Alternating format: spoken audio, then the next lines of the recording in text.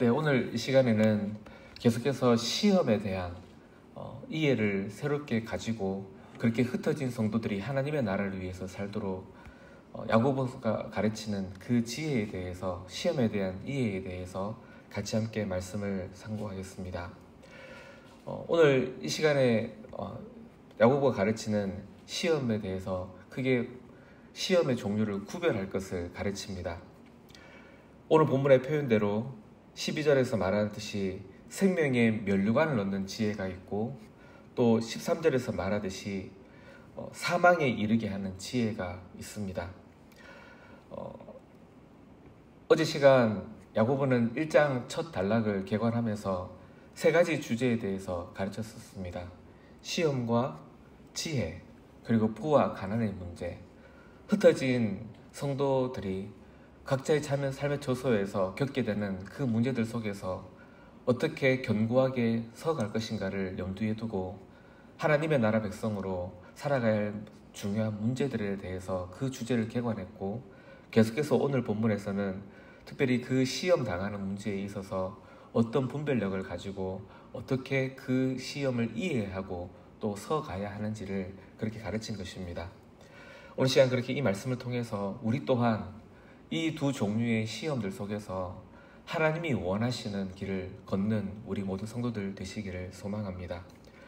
먼저 12절을 보시면 시험을 참는 자는 복이 있나니 이는 시련을 견디어낸 자가 주께서 자기를 사랑하는 자들에게 약속하신 생명의 면류관을 얻을 것이기 때문이라고 말합니다.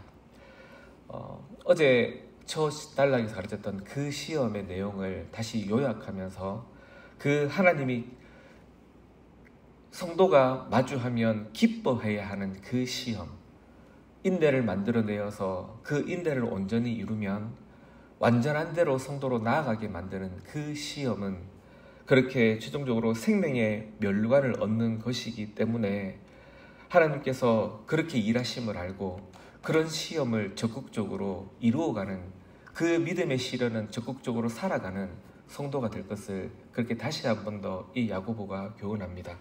그런데 13절부터 분위기가 좀 바뀝니다. 어떻게 바뀌냐면 13절을 보시면 사람이 시험 받을 때 하나님께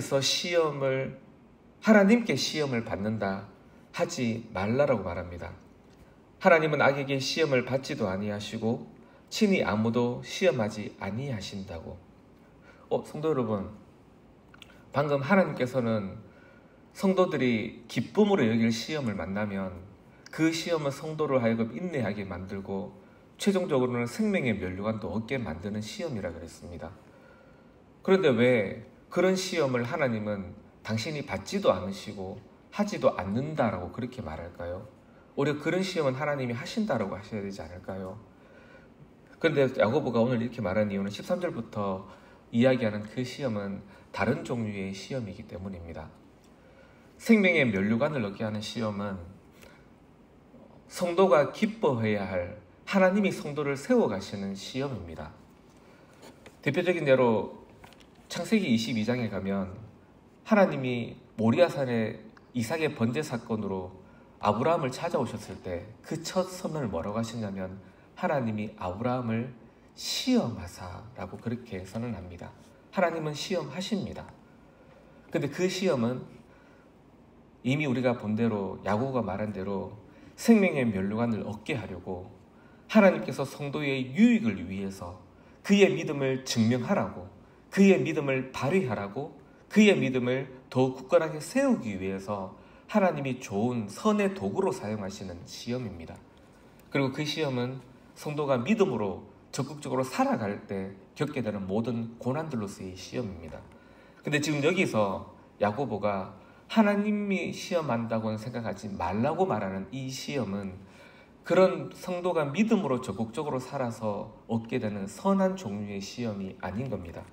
성도를 넘어지게 만들고 성도를 무너뜨리는 일명 유혹이라는 바로 그 시험입니다. 오늘 본문을 13절부터 자세히 보시면 바로 그 시험의 출처와 또 결말이, 그런 시험, 그런 성도를 넘어지게 하는 종류의 시험은 그 출처와 결말이 어떤 것인지 부정적인 표현을 써서 말합니다.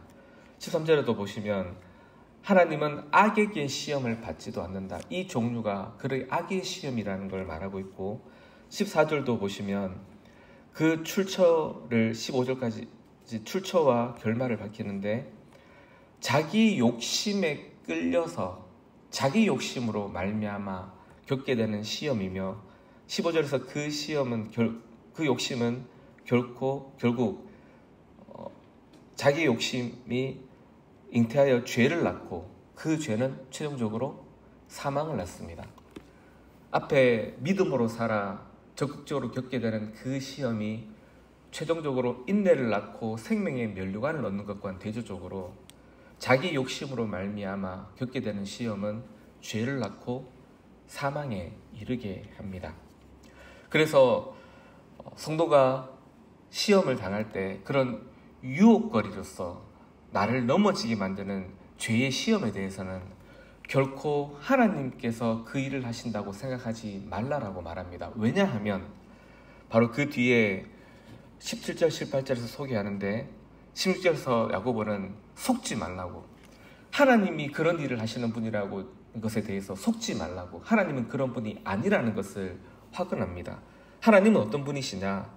그렇게 유혹의 시험들로, 악의 시험들로 성도를 넘어지게 만드는 분이 아니라 오히려 온갖 좋은 은사와 온전한 선물이 다 위로부터 빛들의 아버지께로부터 내려오나니 그는 변함도 없으시고 회전하는 그림자도 없으시다라고 선언합니다. 즉 하나님은 좋은 것들을, 좋은 선물들을 위에서 베푸시는 빛들의 아버지이시지 결코 그렇게 좋지 않은 것들을 자기 자녀들에게 주실 수 있는 조금의 여지도 없는 분이라고. 그래서 말하기를 그는 변함도 없고 회전하는 그림자도 없다. 즉 좋지 않은 것을 행하실 수 있는 여지가 조금도 없으신 오직 빛의 아버지시라고 그렇게 말하는 것입니다. 그런 아버지시니까, 그런 하나님이시니까 너희가 너희 욕심으로 말미암는 죄로 인한 시험을 당할 때에는 결코 그것을 하나님이 행하신다라고 말해서는 안 된다라는 거죠. 그리고 마지막으로 18절에서는 더욱더 하나님이 그렇게 하실 수 없는 이유, 자기 자녀들을 세우는 시험 외에 넘어지게 만드는 시험은 행하실 수 없는 이유는 바로 하나님께서 당신의 신실한 말씀으로 그 성도들을 낳으셨기 때문입니다. 전능하신 말씀으로, 신실하신 복음의 말씀으로 그렇게 진통을 겪으며 그 자녀를 낳았는데 그 하나님께서 그 자녀들을 넘어지게 만드는 유혹의 시험을 하시겠습니까? 결코 그렇게 하실 수 없는 말씀의 아버지시라고 그렇게 야고보는 이 하나님을 아는 이해를 가지고 이 성도들이 겪게 되는 모든 시험의 종류들도 잘 분별할 것을 그렇게 오늘 말씀은 가르칩니다. 성도 여러분, 어떤 시험을 마주하시겠습니까?